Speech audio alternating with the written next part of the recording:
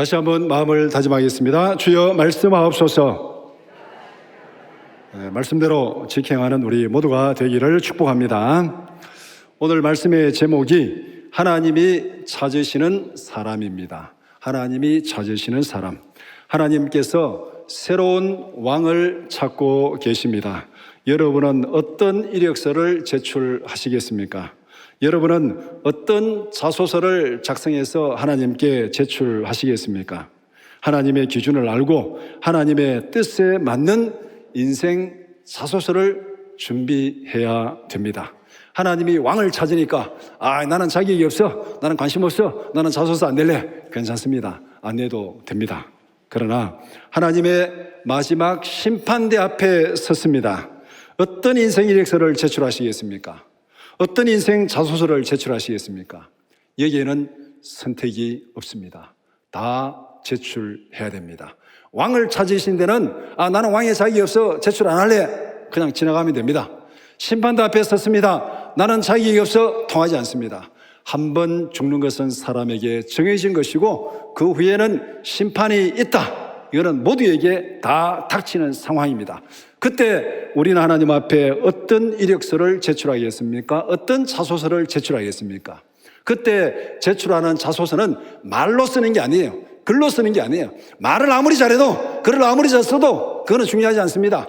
우리의 삶으로 쓴 이력서, 우리의 삶으로 쓴 자소서, 그것이 하나님 앞에 제출될 것입니다. 어쩌면은 지금 우리가 하루하루 살아가는 이 모든 CCTV 다 촬영돼서 그 동영상이 하나님 앞에 제출될 것입니다. 끔찍하지 않습니까? 끔찍하죠. 동영상이 하나님 앞에 제출됩니다. 남은 시간 동안 하나님의 마음에 맞는 인생 자소서를 준비합시다. 지나간 세월은 잊어버리고, 어제까지 잊어버리고, 하나님 앞에 동영상이 제출된다는데,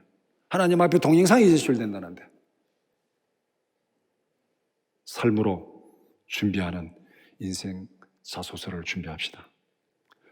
하나님 앞에 맞는 인생 자소서를 준비하려고 그러면 하나님의 기준을 알아야 돼요.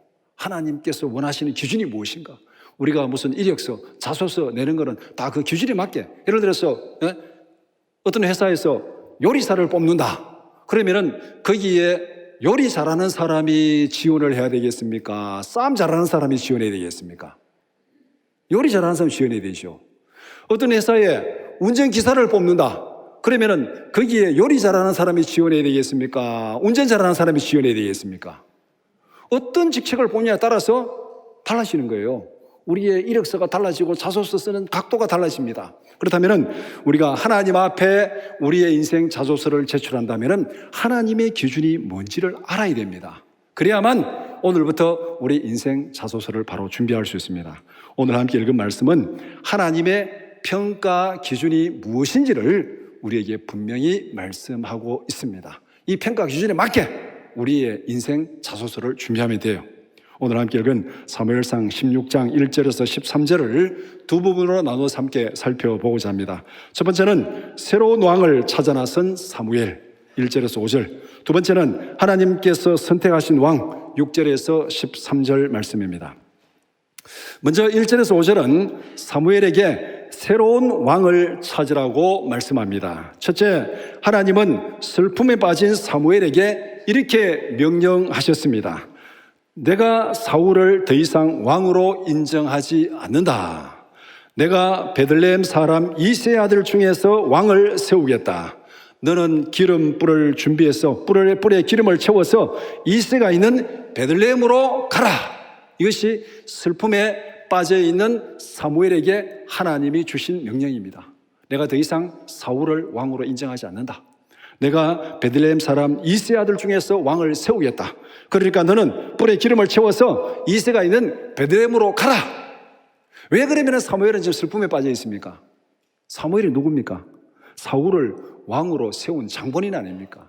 백성들이 왕을 세워달라니까 사무엘이 사울을 찾아가지고 기름 붓고 백성들 앞에 불러내가지고 왕을 세웠습니다. 그 왕이 하나님 앞에 버림을 받았습니다. 그 왕이 하나님의 뜻대로 살지 않고 하나님 앞에 거역하는 불순종의 왕이 되었습니다. 그러니까 사울로 보면은 사무엘을 보면은 얼마나 후회가 많고 얼마나 아쉬움이 많고 하나님 앞에 잘못한 죄책감이 많이 있겠습니까? 내가 세워가지고 내가 제사장으로 내가 사사로 왕을 세웠는데 내가 좀 더 잘 지도했더라면은 내가 좀 말씀으로 좀 잘 가르쳤더라면은 이 왕이 하나님 앞에 버림받지 않았을 텐데, 그랬다면은 이 왕이 하나님 앞에 불순종하지 않았을 텐데, 이 비극이 생긴 거 내가 제사장으로 역할을 잘못했기 때문에, 내가 사사로 역할을 잘못했기 때문에 내게 책임이지 않느냐. 그래서 사무엘은 하나님 앞에서 슬퍼하며 탄식하고 있었습니다. 그런 사무엘에게 하나님께서 뭐라고 말씀했습니까? 슬픔에 빠져 있지 말라. 슬픔에 빠져 있지 말라. 하나님은 지금 슬픔에 빠져 있을 때가 아니라고 말씀합니다. 슬픔에 빠져 있지 말고 내가 시키는 새로운 일에 충성하라. 하나님께서 그렇게 명령하고 있습니다. 우리는 과거의 슬픔에서 빨리 벗어나야 됩니다. 과거의 실패에서 빨리 벗어나야 됩니다. 과거의 상처에서 빨리 벗어나야 됩니다. 이것이 사무엘에게 주신 하나님의 명령입니다. 사무엘에게 지금 무엇을 명령하고 있습니까? 슬픔에서 빨리 벗어나라. 실패에서 빨리 벗어나라. 상처에서 빨리 벗어나라. 지금 너에게 시키는 그 일을 하라. 그 일을 하라. 과거에 매여 있지 말고 하나님이 주시는 새로운 사명에 충성하라고 명령하십니다. 성경은 예수님이 이렇게 말씀합니다. 정기를 잡고 뒤를 돌아다보는 자는 하나님의 나라에 합당치 않다. 그렇게 말합니다. 또 속담에 이렇게 말합니다. 흘러간 물은 물방아를 돌릴 수 없다. 바울사도는 뭐라고 말합니까? 위에서 부르심의 상을 향해서 표대를 향해 달려가라. 뒤의 것은 다 잊어버리고 표대를 향해 달려가라. 그렇게 말씀하고 있습니다. 성경에서 일반 사람들 수도 없이 우리에게 말씀하는 내용입니다. 아궁이에 남은 죄를 깨끗이 치우고 불을 피워야 됩니다. 우리가 오늘 하루 하나님 앞에서 하나님이 우리에게 새로운 날을 주셨는데 믿음으로 살아가는 새로운 삶을 살기 위해서는 어제까지 타다 남은 상처, 아픔, 여러 가지들 죄를 다 치우고 새로운 불을 피워야 되지 않겠습니까? 요사이는 아궁이에 불을 피울 일이 없으니까 죄를 치우는 거 여러분들 잘 모르시죠? 저처럼 나이가 한 130 되면 다 합니다, 그거. 시골에 어릴 때 일어나면 아침에 제일 먼저 하는 게 소쿠리 갖다 놓고 재 꺼내가지고 재 치우는 거잖아요. 재 다 치우고 그 다음에 불을 피워야 이 불이 제대로 붙는 거예요. 재를 치우지 않고서는 불을 피울 수가 없습니다. 또 시대가 좀 바뀌어가지고 여러분들이 알만한데 연탄 피울 때 연탄도 이게 다 갈아가지고 밑에 재 버리고 또 새로운 연탄 넣어야 불이 잘 붙잖아요. 그 재 안 버리고 계속 그 위에 연탄 올려보세요. 되는가? 타다 남은 죄는 빨리 비우고 새로운 불을 피워야 됩니다. 그런데 우리가 살아가는 우리의 삶의 모습은 어떻습니까? 10년 전에 쌓인 상처, 20년에 쌓인 상처, 30년 전에 쌓인 상처, 신혼여행 가서 쌓인 상처, 그거 마음속에 차곡차곡 세워놓고 거기에 불을 피우려니까 이 불이 붙겠어요, 이게? 불이 안 붙잖아요. 여러분 마음을 한번 들여다보시기 바랍니다. 몇 년 묵은 상처가 쌓여 있습니까? 몇 년 묵은 상처가 쌓여 있습니까? 시집 올 때부터 해가지고 시어머니의 첫 마디 들은 것부터 마음에 꼬개 쌓여가지고 하나도 안 지워져서 그거 그대로 다 가지고 믿음으로 살겠다고 은혜 받겠다고 말씀의 은혜를 받겠다고 그 은혜를 받겠습니까? 그건 돌짝밭에 떨어진 씨앗이에요. 씨앗이 우선은 싹이 나는데 밑에 돌이 꽉 차가지고 뿌리를 내리지 못해서 말라버리는 거예요, 이게. 우리의 마음속에 상처를 비우지 못한 마음이 바로 그런 마음이에요. 고슴도치와 같이 상처의 가시덩어리를 가슴에 품고 살아가면은 누구를 괴롭힙니까, 이거? 남을 괴롭힙니까? 자기를 괴롭힙니까? 자기를 괴롭히는 거예요, 이거는. 상처를 비우지 못하면은 다른 사람에게 어떻게 상처 주는, 다른 사람도 찌르기는 해요. 그 상처 가지고 내 안에 상처 있으면 다른 사람도 찌릅니다. 그러나 그 이전에 내 마음을 수도 없이 찔러야 됩니다. 수도 없이 찔러야 돼요. 자기학대입니다. 자기학대. 우리 안에 있는 상처를 빨리 치우지 못하는 것은 자기학대입니다. 자기학대. 하나님께서 오늘 사무엘에게 그것을 말합니다. 지나간 거 빨리 잊어버리라. 내가 사울을 왕으로 인정하지 않는데 왜 슬퍼하느냐? 내가 새로운 왕을 세우겠다. 그러니까 너는 가서 새로운 왕을 세워라. 슬픔에, 실패에, 죄책감에 매이지 말라고 하나님께서 말씀합니다. 두 번째, 하나님의 명령을 받은 사무엘은 사울을 두려워했습니다. 여전히 사울이 왕인데 새로운 왕을 세우러 베들레헴에 가면은 사울이 그 말을 듣고 나를 죽이지 않겠습니까? 충분히 죽이죠. 충분히 죽이고 남죠. 다윗을 죽이려고 얼마나 군대를 몰고 쫓아다녔습니까? 그러니까 사울 그 말 들으면은 당장 죽입니다. 하나님의 명령에 순종한다는 것이 쉬운 일이 아닙니다. 사무엘처럼 생명의 위협을 느낄 때도 있습니다. 말씀대로 산다는 것, 믿음대로 산다는 것 쉬운 일이 아니에요. 이게. 죽음을 당할 수도 있어요. 하나님은 두려워하는 사무엘에게 방법을 가르쳐 주십니다. 암송아지를 끌고 여호와께 제사 드리러 왔다고 해라. 그리고 이새를 제사에 초청하라. 그 다음에 어떻게 할지는 내가 가르쳐 주리라. 두려워하는 사무엘에게 하나님께서 암송아지 끌고 제사 드리러 왔다 하고 이새를 초청해라. 그러면은 어떻게 할지 내가 그때그때 가르쳐 주겠다. 그렇게 말씀합니다. 하나님께 순종은 한 번에 다 하는 것이 아닙니다. 단계 성령의 인도하심을 따라 하면 됩니다. 성령의 내비게이션을 따라서 운전하면 됩니다. 여러분들이 목표지를 100km 밖에, 200km 밖에, 300km 밖에 세워놓고 그 길 다 보고 갑니까? 아니잖아요. 우회전, 좌회전 들어가세요. 5km 이상 직진입니다. 그 다음에 출구로 나가세요. 그 따라서 운전하다 보면은 목적지에 가는 거잖아요. 모르는 길이라도. 우리가 하나님 앞에 순종하는 것도 한목에 다 하는 거 아니에요. 아유, 하나님 지금 내 형편에, 내 능력에 그거 어떻게 다 하겠습니까? 걱정하지 마라. 지금 시키는 것만 해라. 지금 시키는 것만. 지금 시키는 거 하면은 그 다음에 할 일은 내가 가르쳐 주겠다. 지금 시키는 것만 해라. 우리가 야간 운전할 때 여러분 운전해 보셨잖아요. 헤드라이트 불빛이 길을 얼마나 보여줍니까? 30m? 50m? 길어야 30m, 50m밖에 안 보여줍니다. 그거 보고 따라가면은 그 앞에 길 안 보여도 그거 보고 따라가면은 목적지에 갑니다. 우리가 하나님 앞에 순종하는 것이 바로 이와 같은 것입니다. 한꺼번에 다 하려 하지 말고 순간순간 성령의 인도함을 따라 순종하는 우리 모두가 되기를 축복합니다. 두려워하지 말고 겁내지 말고 하나님이 시키는 한 단계 한 단계 따라가면은 하나님이 피할 길을 주시고 하나님이 방법을 주시고 하나님이 능력을 주실 줄 믿습니다. 세 번째, 사무엘은 하나님의 지시대로 베들레헴에 도착했습니다. 베들레헴에 사무엘이 나타나자 사람들이 다 놀랐습니다. 모든 장로들이 떨면서 그를 영접했습니다. 사무엘의 권위가 어떤 것인지를 지금 보여주고 있는 거예요. 사무엘이 어떤 사람입니까? 사무엘상 3장 19절에서 20절 같이 보겠습니다. 사무엘이 자라매 여호와께서 그와 함께 계셔서 그의 말이 하나도 땅에 떨어지지 않게 하시니 단에서부터 브엘세바까지의 온 이스라엘이 사무엘은 여호와의 선지자로 세우심을 입은 줄을 알았더라. 사무엘의 말이 한마디도 땅에 떨어지지 않게 하나님께서 했습니다. 말의 권위가 말 한 대로 된다는 거예요. 말 한 대로 저주를 선포하면 저주가 임하고 축복을 선포하면 축복이 임하고 사무엘이 말 한 대로 한마디도 땅에 떨어지지 않고 그렇게 하셨다 하나님이. 그러니까 이스라엘 사람들이 단에서 브엘세바까지 모든 사람들이 하나님께서 사무엘을 선지자로 세웠다는 걸 다 알고 있습니다. 그러니까 사무엘이 나타나면은 이거 어떻게 되겠습니까? 이게 축복을 선포할지 아니면 심판을 선포할지 그대로 되는데 어떻게 나타나느냐. 한국으로 말하면 백두산 천지에서부터 한라산 백록당까지 모든 사람들이 사무엘의 권위를 그렇게 인정하고 있습니다.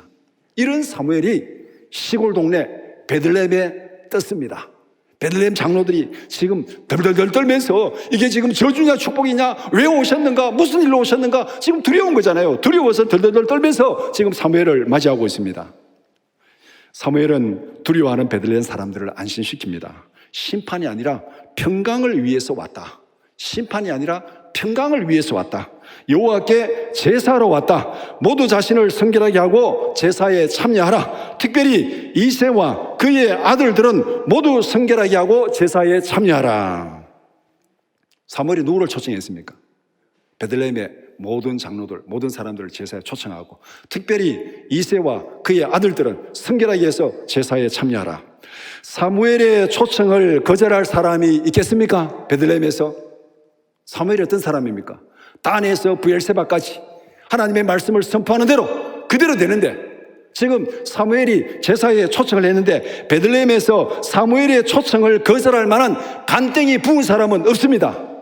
감히 누가 사무엘의 말에 거역을 하겠습니까? 그것도 나쁜 자리가 아니라 하나님 앞에 제사 자리에 초청하는데 죽음의 자리도 아니고 죽음의 자리에 나오라 해도 지금 다 나와야 될 판인데 하나님 앞에 제사 자리에 초청했는데 그 초청을 거절할 사람이 누가 있겠습니까? 죽기로 작정하지 않고서는 거절할 수가 없습니다. 이렇게 해서 사무엘은 새로운 왕을 찾아 베들레헴에 왔습니다. 하나님이 왕으로 세우실 만한 모든 후보자들을 다 불러 모았습니다. 하나님께서 사무엘에게 얘기했잖아요. 왕의 후보가 어디에 있는지 얘기했잖아요. 이새의 아들들 중에서 왕을 세우겠다. 그러니까 사무엘이 지금 이새와 그의 아들들은 다 제사에 참석하라.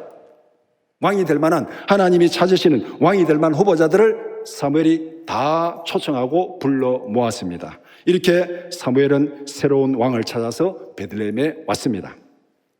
다음으로 6절에서 13절은 새로운 왕을 선택하는 사건을 말씀합니다. 첫째, 하나님은 사무엘의 선택을 가로막았습니다. 사무엘은 엘리압을 보는 순간에 와, 하나님이 준비하신 사람이 바로 이 사람이구나, 100% 왕이라고 생각했습니다. 그래서 기름불을 부으려고 하는데 하나님께서 그는 왕이 아니다, 그는 왕이 아니다. 사무엘은 100% 왕이다 생각하고 기름불을 부으려 했는데 하나님은 그는 왕이 아니다. 왜 이렇게 되었습니까? 왕을 선택하는 기준이 다르다는 겁니다. 사무엘은 외모를 보았으나 하나님은 중심을 본다고 말씀합니다. 자, 그러면은 왕을 세우는 기준이 뭡니까? 왕을 세우는 기준이 뭐예요? 왕은 요리 잘하는 사람입니까? 운전 잘하는 사람입니까? 아니면 전쟁에 나가서 전쟁을 잘하는 사람입니까? 누구를 세워야 돼요? 왕의 기준이 있잖아요. 왕의 기준이.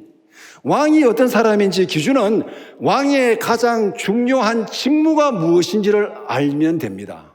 왕의 가장 중요한 직무가 뭐냐? 전쟁에 나가서 싸우는 것입니다. 왕의 가장 중요한 직무는 백성들 앞에서 전쟁에 나가서 싸우는 거예요. 사무엘상 8장 20절 말씀 같이 보겠습니다. 우리도 다른 나라들 같이 되어 우리의 왕이 우리를 다스리며 우리 앞에 나가서 우리의 싸움을 싸워야 할 것이니다 하는지라. 백성들이 원하는 왕이 뭡니까? 우리에게 왕을 세워서 그도 우리 앞에 나가서 우리를 위해서 싸우는, 정말 장수, 나를 따르라 그래가지고 왕이 전쟁터에 나가서 싸워서 이기는 그런 왕을 세워달라고 그렇게 요구를 했습니다. 그러면은 전쟁에서 나가서 싸우는 것이 왕의 가장 중요한 사명입니다. 그러면은 전쟁에서 나가 싸우려고 그러면은 외모가 중요합니까? 중요하지 않습니까? 기골이 장대하고 힘이 세고 싸움 잘하는 그런 사람을 왕으로 세워야 되겠습니까? 아니면은 비실비실 제대로 그냥 걸음도 제대로 못 넣는 그런 사람을 왕으로 세워야 되겠습니까? 왕이 어떤 사람이냐? 그러니까 사울을 왕으로 세웠고, 그러니까 골리앗이 전쟁터에 와서 큰 소리 치고 있고, 다 그때 당시에 전쟁하는 시대에 조건이 뭐예요? 싸움 잘하는 사람, 힘 있고 능력 있고 장수들을 세우는 거예요. 그래서 사무엘은 엘리압을 보는 순간에 이 사람이야말로 왕감이구나 기름을 부으려고 한 거예요. 그런데 하나님은 아니다, 그는 왕이 아니다. 왜 하나님은 빼어난 외모를 거절했습니까? 왕이 전쟁에 나가서 싸우려면 힘이 있고 능력이 있어야 되는데 왜 하나님이 그걸 거절했습니까? 하나님이 외모를 거절한 이유는 다른 데 있습니다. 전쟁은 왕이 하는 것이 아니다. 전쟁은 왕이 하는 것이 아니다. 이게 하나님의 선포예요. 전쟁은 왕이 하는 것이 아니다. 전쟁은 여호와께 속한 것이다. 전쟁은 여호와께 속한 것이다. 사무엘 상하, 열왕기 상하, 역대 상하, 역사사문 다 읽어보세요. 거기에 여러 번 반복됩니다. 왕들이 나가 전쟁할 때마다 전쟁은 여호와께 속한 것이다. 너희들은 싸울 필요가 없다. 내가 어떻게 싸우는지 보라. 전쟁은 여호와께 속한 것이다. 하나님은 전쟁은 여호와께 속한 것이에요. 사람들은 전쟁을 왕이 하는 줄 알고 있습니다. 그러니까 외모를 보았어요. 그러나 하나님은 전쟁은 여호와께 속한 것이다. 그러니까 외모가 중요합니까? 아니면 하나님께 전심으로 충성하는 믿음이 중요합니까? 뭐가 중요해요? 전쟁은 여호와께 하는 건데, 그럼 왕의 조건이 뭡니까? 지 힘세고 지 능력이 있고 그게 중요합니까? 아니면 하나님 앞에 진실한 믿음을 가진 사람이 중요합니까? 진실한 믿음의 사람이 중요한 거예요. 왜? 전쟁은 여호와께서 하시기 때문에 그렇습니다. 이새의 7 아들 중에 하나님의 마음에 맞는 사람이 없었습니다. 다 지나갔는데 없었어요. 전쟁은 하나님께 속한 것입니다. 우리의 인생도 마찬가지입니다. 내가 계획 세우고 내가 공부하고 내가 노력하고 내가 열심히 애를 씁니까? 하나님께 속한 것인 줄 믿습니다. 하나님이 지켜주셔야 됩니다. 하나님이 채워주셔야 됩니다. 하나님이 인도하셔야 됩니다. 전쟁은 여호와께 속한 것입니다. 우리의 인생은 여호와께 속한 것입니다. 그렇기 때문에 외모가 중요한 것이 아니라 하나님의 마음에 맞는 믿음이 중요한 줄 믿습니다. 전쟁은 여호와께 속한 것이다. 우리의 인생은 여호와께 속한 것이다. 역사서 다 읽어보세요. 하나님께서 그 왕을 지키시며, 하나님께서 승리를 주시며, 하나님께서 부하게 하시며, 하나님께서 높이시며, 하나님께서 이름을 높이 드러내시며 다 승리하고 다 형통했다. 그렇게 되었습니다. 하나님이 버리시며, 하나님이 대적하시며, 하나님이 돕지 않으시며 다 패망했습니다. 전쟁은 여호와께 속한 것이고 우리의 인생은 하나님께, 여호와께 속한 것입니다. 그렇기 때문에 우리에게 중요한 것은 외형이 아닙니다. 외모가 아닙니다. 하나님이 기뻐하시는 믿음인 줄 믿습니다. 둘째, 사무엘은 이새에게 다른 아들은 없느냐고 물었습니다. 한번 생각해 보세요. 하나님께서 사무엘에게 이새 아들 중에서 내가 왕을 세우겠다 하고 왔어요. 와가지고 사무엘이 뭐라 그랬습니까? 이새와 그 아들들은 다 제사에 초청하라. 특별히 지금 이새 이름을 딱 집어가지고 초청했잖아요. 그 아들들 집어서 다 모이는 아니고 다 모이는데 특별히 이새와 그의 아들들은 빠지지 말고 다 나와라. 그렇게 초청했어요. 그래 초청하고 기름을 부으려고 보는데 다 지나갔습니다. 없어요. 이게 무슨 일이에요, 이게 지금? 하나님이 거짓말한 겁니까? 이새의 답변이 사무엘의 권위를 무시하는 충격적인 답변이었습니다. 이새의 답변이. 이새가 뭐라고 말합니까? 아직 막내가 있는데 그는 들에서 양을 치고 있습니다. 이게 지금 말이 되는 얘기예요? 이새의 행동이 지금 용서받을 일입니까? 사무엘이 뭐라 그랬어요? 이새와 그의 아들들은 다 나오라 제사에. 그런데 이새가 사무엘의 그 명령을 듣고도 아들 7만 나오고 1명은 제외시켰어요. 다윗 보고 너는 들에 가서 양 쳐라. 이런 일이 있을 수 있습니까? 이거는 이새가 죽기로 작정하지 않고는 이런 일을 할 수가 없잖아요. 사무엘이 초청했는데 단에서 브엘세바까지 모든 사람들이 사무엘 말 한마디에 죽고 사는데 그런 사무엘이 초청했는데 지 마음대로 1명 빼놓고 나머지만 딱 불러 세우는 이런 일을 했다는 거예요. 사무엘의 초청에도 끼워주지 않았습니다. 다윗을. 이렇게 보면은 이새 입장에서 다윗을 아들 취급이나 했겠습니까? 한번 생각해 보세요. 이걸 거꾸로 생각해가지고 사무엘의 그대로 보면 이새는 죽어마땅합니다. 이거 죽어마땅한데 또 다른 면에서 생각하면 이새 입장에서 생각해보면은 사무엘이 초청했는데도 다윗을 제외시킬 정도면은 이새에게 있어서 다윗은 어떤 존재입니까? 아들이에요. 막내 아들이에요. 사람들은 다 막내를 끼고 오는데 다윗은 그것도 아니에요. 아들 취급도 안 하는 거예요. 아들 취급도 안 하는 거. 사무엘이 오라고 했는데도 불구하고 거기에 불러주지도 않으면은 이게 뭐 콩지도 아니고 팥지도 아니고 도대체 뭡니까 이게? 사무엘을 불렀는데도 아버지 이새가 다윗을 제외시켰습니다. 자, 이러면은 이새 입장에서 보면은 다윗은 아들도 아니에요. 아들도 아니야. 사무엘이 불렀는데도 안 끼워지는 아들도 아니잖아요. 사무엘 입장에서 보면은 이새는 죽어도 마땅해. 그럼 다윗 입장에서 보면은 세상에 이런 억울한 일이 어디에 있겠습니까? 부모로부터, 가족들로부터 무시당한 다윗의 상처가 상상이나 됩니까? 한번 생각해 보세요. 베들레헴에 사무엘이 와가지고 하늘같이 받드는 선지자 와서 잔치를 베풀고 제사를 드리는 그 잔치 자리에 다 초청하고 특별히 이새 아들들은 다 오라고 했는데 다윗 보고는 우리는 다 잔치 자리에 갈 테니까 너는 들어가서 양 지키라 하고 이렇게 이새를 들판으로 보내면은 다윗을 들판으로 보내면 다윗의 마음이 어떻게 했습니까? 여러분이 만약 그런 상황을 어떻게 했어요? 가겠어요? 들판으로? 죽어도 못 간다. 집을 튀쳐나가든지 가다가 그냥 뭐 연못에 빠져 죽든지 자살하든지 어떻게 아버지가 이 잔치 자리에 사무엘이 오라 했는데 나를 빼놓고 나는 들에가 양 지키라고 있을 수 있느냐? 아버지가 어떻게 이럴 수가 있느냐? 아마 그날 이후로는 다시 아버지 얼굴도 안 보고 집을 튀쳐나가든지 죽든지 뭐 그렇게 사단이 났을 거예요. 여러분 같으면 안 그랬겠습니까? 이 상상이 돼요. 여러분들이 살아가면서 세상에서 얼마나 차별받고 얼마나 무시당했습니까? 그 상처들이 여러분들 마음속에 다 있잖아요. 이세의 이 마음이 한번 비교해 보세요. 그게 얼마나 큰지. 그거는 정말 산보 수준도 안 돼. 우리가 받은 상처, 우리가 받은 무시, 우리가 받은 차별, 다윗이 받은 상처, 무시, 차별에 비하면은 그거는 속된 말로 세 발의 피예요, 세 발의 피. 그런데 우리는 그거 힘들다고, 그거 아프다고, 차별받았다고 부득부득하며 살아가잖아요. 부모로부터, 가족들로부터 무시당한 다윗의 상처가 어떤 것인지 시편을 보면은 다윗이 그렇게 말하고 있어요. 다윗이 모르는 거 아니에요. 다 알고 있었어요. 다 알고 있었습니다. 시편 27편 10절 말씀 같이 보겠습니다. 내 부모는 나를 버렸으나 여호와는 나를 영접하시리이다. 다윗의 고백이에요. 내 부모는 나를 버렸으나. 이거는 뭐 형제가 버린 것도 아니고, 뭐 이웃집 사람이 버린 것도 아니고, 할아버지가 버린 것도 아니고, 내 부모는 나를 버렸으나. 부모에게 버림을 받은 그 상처.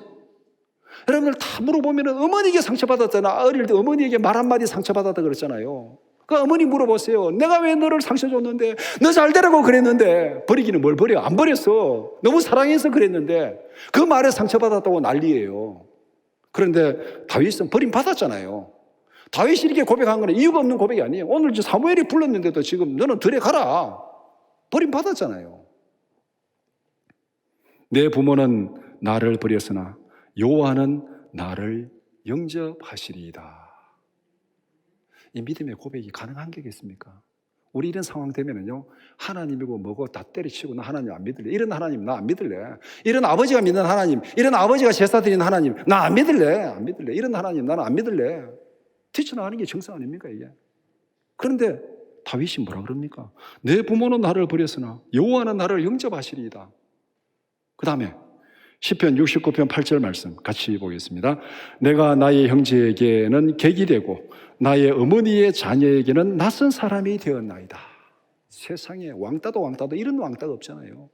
형제들에게 객이 되고 형제들에게 낯선 사람, 같은 집안에 살지만은 이거는 끼워주지도 않는 객이고 낯선 사람이고, 이런 왕따가 어디 있습니까? 이런 집에 어떻게 붙어 살았는지 나는 모르겠어요. 내 같으면 진짜 죽든지 튀쳐나가든지 뭐 어떻게 했을 텐데, 부모도 버리고 형제도 버리고 다 버리는데 그 왕따 당하면서도 거기에서 그냥 붙어 살고 있어요. 그래서 아마 이 다윗이 들판에 가서 양을 지키는 게 더 좋았을지도 모릅니다. 그 인간들 보기 싫어서. 그 인간들 보고 싶겠어요, 그거. 이렇게 지금 다윗은 자기 상처를 얘기하고 있습니다. 다윗은 이런 상처를 어떻게 극복했습니까? 다윗이 만약에 이 상처를 가지고 부모를 원망하고 형제들을 원망하고 막 자기를 학대하고 막 나중에 자살해 버렸으면 다윗의 인생은 그걸로 끝났을 거 아닙니까? 비극으로 끝났잖아요. 그런데 우리는 다윗을 보면 정말 성경에서 최고의 인물이 다윗이잖아요. 다윗이 금수저를 타고 태어난 거 아니에요. 지금 여기 보면은 정말로 아버지도 인정받지 못하고 아버지도 버림받고 형제들이 버림받는 정말 흑수저 이런 흑수저가 없어요. 이걸 어떻게 극복했냐? 이 상처를 어떻게 극복했느냐?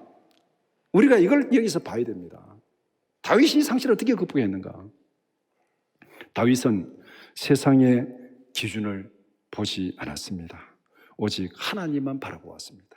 너희들이 나를 버릴지라도, 앞에서 시편에서 말한 대로 내 부모는 나를 버렸으나 여호와는 나를 영접하시리이다. 여호와는 나를 영접하시리이다. 오늘 본문 바로 뒤에 가면은 사무엘상 17장 45절에 다윗의 이런 고백이 나옵니다. 17장 45절 같이 보겠습니다. 다윗이 블레셋 사람에게 이르되 너는 칼과 창과 단창으로 내게 나오거니와 나는 만군의 여호와의 이름 곧 내가 모욕하는 이스라엘 군대의 하나님의 이름으로 내게 나아가노라. 여기 기준이 뭐예요?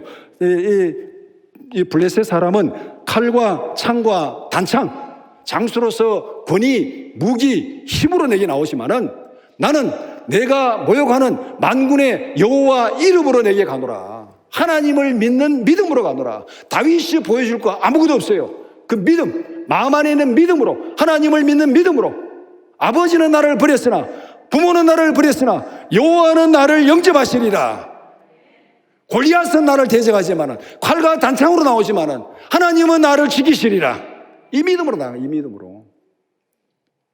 그리고 다윗의 인생 고백이 시편 18편 1절입니다. 같이 보겠습니다. 나의 힘이신 여호와여, 내가 주를 사랑하나이다. 나의 힘이신 여호와여, 내가 주를 사랑하나이다. 우리가 이 찬송 너무나도 잘 알잖아요. 시편 18편 복음성은 너무나도 잘 알아요. 오늘도 유튜브 들어가 보면 수도 없이 이 부른 합창, 독창 엄청나게 이 부른 거 많아요.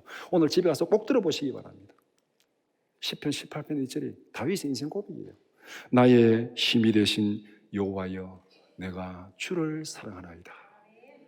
그 많은 상처 가운데서 부모도 버리고 형제도 버리고 다 버렸는데 거기서 나온 고백이 나의 힘이 되신 여호와여, 나의 힘이 되신 여호와여, 내가 주를 사랑하나이다.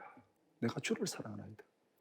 이 믿음이, 이 고백이 다윗을 그 모든 상처에서 다 구원하고 승리의 삶, 위대한 삶을 살게 만든 거예요. 제가 오늘 설교 준비하면서 이 시편 18편 1절 말씀을 묵상하는데 평소에 최재호 같지 않게 왜 그래 눈물이 쏟아지는지. 나의 힘이 되신 여호와여, 내가 주를 사랑하나이다. 나의 힘이 되신 여호와여, 내가 주를 사랑하나이다. 이 고백 앞에, 이 믿음 앞에 우리의 모든 상처, 우리의 모든 차별, 우리의 모든 분노가 다 녹아지기를 축복합니다. 다 녹아지기를 축복합니다. 부모는 나를 버려도, 형제는 나를 버려도, 사람들은 나를 무시해도, 성도들은 나를 무시해도 신경 쓸 것 없다. 나의 힘이 되신 여호와여, 나의 힘이 되신 여호와여, 내가 주를 사랑하나이다. 세상의 무시와 차별로 상처난 마음에 하나님을 믿는 믿음으로 채우시기 바랍니다. 우리는 너무 많은 상처를 가지고 살아갑니다. 끊임없이 비교하면서 살아갑니다. 남의 눈을 의식하면서 살아갑니다. 남들이 뭐라 할까? 남들이 나보고 뭐라 할까? 이렇게 비교하고 남의 눈을 의식하고 상처를 가지고 살아가는데 비교에는 끝이 없습니다. 뭐를 비교해도 나보다 잘난 놈은 항상 내 옆에 있어요. 키를 비교해도, 얼굴을 비교해도, 지식을 비교해도, 재산을 비교해도, 집을 비교해도, 차를 비교해도, 뭘 비교를 해도 나보다 잘난 놈은 항상 내 옆에 와 있어. 한 번도 예외가 없어. 끝이 없어요. 우리는 그렇게 비교하면서 자기를 학대하며 살아가. 자기를 학대하며 살아가. 나는 왜 이러냐? 나는 왜 이러냐? 자기를 찌르면서 자기를 학대하며 살아가는 거예요. 끊임없는 비교, 남의 눈을 의식하는 삶의 방식, 이것은 자기를 학대하는 삶입니다. 자기를 학대하는 삶, 자기 인생을 망치는 삶이에요. 우리의 상처가 아무리 큰들 오늘 본문에서 본 다윗의 상처만큼 됩니까 지금? 안 되잖아요. 안 되잖아요. 그런데 다윗도 이 상처를 믿음으로 극복했는데 우리가 극복하지 못할 이유가 없잖아요. 하나님을 바라보기를 축복합니다. 나의 힘이 되신 여호와여, 내가 주를 사랑하나이다. 내 부모는 나를 버렸으나 여호와는 나를 영접하시리이다. 자, 이 고백 앞에서 우리의 모든 상처가 다 녹아지기를 축복합니다. 세 번째, 하나님은 들판에 버려진 다윗을 불러서 왕으로 세웠습니다. 다윗은 사무엘의 초청에서 제외되었습니다. 다윗은 사무엘의 제사 자리에 초대받고도 가지 못했습니다. 이유가 뭡니까? 아버지 이새가 다윗을 초청해서 제외시켰기 때문에 그렇습니다. 우리는 모두 제사 자리에 갈 테니까 너는 들에 가서 양을 지키라. 우리도 하나님 앞에서 이런 잘못을 범하지는 않습니까? 우리의 자식들 중에서 하나님이 찾으시는 사람이 있는데 우리는 그 자식 무시하지 않습니까? 우리가 다 이렇다 맞드는 자식은 어떤 자식입니까? 외모를 보고 하는 거 아닙니까? 외모를 보고 공부 잘하고 똑똑하고 뭔가 사람들 내세울만 하면은 아버지에게 뭔가 내세움을 자랑할 하면은 그 자식도 바치고, 그렇지 않으면은 뒤로 숨기고 부끄럽게 생각하고, 그렇지 않아요? 하나님이 찾으시는 그 자식을 우리는 인간 취급도 하지 아니하고 사람들 앞에 부끄러워하고, 이런 실수가 우리에게도 있을 수 있습니다. 오늘 이새가 지금 이런 결정적인 실수를 하고 있잖아요. 다윗의 입장에서 보면은 세상에 이런 억울한 일이 어디에 있겠습니까? 우리가 얼마나 조그마한 상처에도, 조그마한 차별에도, 조그마한 무시에도 상처를 받는지 우리 속담이 잘 얘기해 주고 있어요. 음식 끝에 뭐라고요? 마음 상한다. 밥 먹다가도 뭐 하나 좀 더 주고 덜 주고 그 하나에 마음 상해요. 지금 다윗이 잔치 자리에 가고 안 가, 이거는 비교도 안 되는 거예요. 음식 끝에 마음 상한다. 음식 끝에 마음 상한다. 예. 또 참 기가 막힌 속담이 하나 있더라고요. 5, 6월 화롯불도 쬐지 말라 하면은 기분 나쁘다. 5, 6월 화롯불 쬐라 해도 안 쬐요. 더워서 쬐라 해도 안 쬐요. 그런데 그거 너는 쬐지 마 그러면은 기분 나쁜 거예요. 왜? 나를 차별했으니까. 나를 차별했으니까. 이 정도로 우리는 비교와 차별에 민감합니다. 민감해요. 다른 것은 다 참아도 차별은 참을 수 없다. 다른 건 다 참아도 나를 무시하는 것은 참을 수 없다. 이게 우리 안에 있는 본성 아닙니까? 우리 안에 본성 아닙니까? 다 좋다. 나 무시하는 거. 나 차별하는 거. 그거는 참을 수 없다. 그거는 참을 수 없다. 그러나 차별받는 자신의 인생을 한탄하지 맙시다. 다윗이 만약에 자기 인생을 한탄하고 나는 왜 이럴까? 아버지에게도 어머니에게도 존중받지 못하고 나는 왜 이럴까? 한탄하고 길거리에 나가서 들판에 나가서 막 양치다 마다 막 죽어버렸으면 그걸로 끝난 거죠. 그냥 다윗은 그걸로 끝. 차별하고 무시하는 세상을 원망하지 맙시다. 다윗이 형제를 원망하고 아버지를 원망하고 그렇게 한들 뭐 달라지는 게 있겠습니까? 하나님이 찾으시면 모든 차별과 무시는 아침 안개처럼 사라집니다. 하나님이 찾으시면 부모가 버려도 하나님이 찾으시면 형제가 버려도 하나님이 찾아내십니다.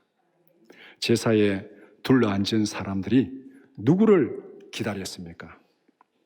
들에서 양을 치던 다윗이 올 때까지 먹지도 않고 다 기다렸습니다. 사무엘이 다윗 이세 보고 뭐라 했습니까? 빨리 사람 보내가지고 다윗 불러오너라. 다윗이 올 때까지 아무도 먹지 말고 기다려라. 아무도 먹지 말고 기다려라. 다윗이 올 때까지. 아버지가 버렸어요. 아버지가 들판에 버렸어요. 그런데 그 아들이 하나님이 찾는 사람이에요. 하나님이 찾는 사람. 그 아들이 올 때까지 너희들은 먹지도 말고 여기에 기다리라. 하나님이 찾으시는 그 사람이 잔치의 주인공입니다. 하나님이 찾으시는 그 사람이. 아버지에게 버림받은 그 사람이, 하나님이 찾으시는 그 사람이 잔치의 주인공입니다. 하나님은 들판에 버려진 다윗을 찾았습니다. 하나님은 다윗에게 기름을 부었습니다. 다윗에게 성령을 부으셨습니다. 들판에 버려졌지만 하나님이 찾아서 기름 붓고 성령을 부어주셨어요. 강남구에 사는 게 중요한 게 아니에요. 수성구에 사는 게 중요한 게 아니에요. 강남구의 방거리에 죄가 더 많아요. 수성구의 방거리에 죄가 더 많아요. 어디에 사느냐가 중요한 것이 아니고 하나님이 찾는 사람이 되는 것이 중요한 거예요. 들판에 버려져도 사막에 버려져도 산속에 버려져도 하나님이 찾으면 하나님이 찾아내십니다. 이게 중요한 거예요. 하나님이 찾으시는 하나님의 마음에 맞는 사람들이 되기를 축복합니다. 말씀을 정리해 봅시다. 다윗은 하나님의 마음에 맞는 사람이었습니다. 사도행전 13장 22절 같이 보겠습니다.